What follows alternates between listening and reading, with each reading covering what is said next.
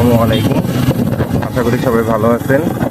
আজকে ভিডিওটা একটু অন্যরকমের হতে যাচ্ছে। আমরা প্রায়শই একটা ভুল করে থাকি। দেখুন, সামনে একটা মোড় আছে, প্রায় 90 ডিগ্রি মতো। আমরা এই ধরনের মোড়গুলো টার্ন নেওয়ার সময় অবশ্যই সবসময় চেষ্টা করব যেন একটু বাম দিকে এসে টার্নটা নিতে পারি।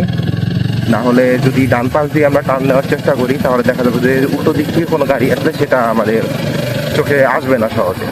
তাই সবসময় চেষ্টা করবেন এই ধরনের কোনো টার্ন নেওয়ার সময় যতটা সম্ভব হাতের বামে থেকে টার্নটা যেন নেওয়া যায়। আশা করি আপনারা বুঝতে পারছেন।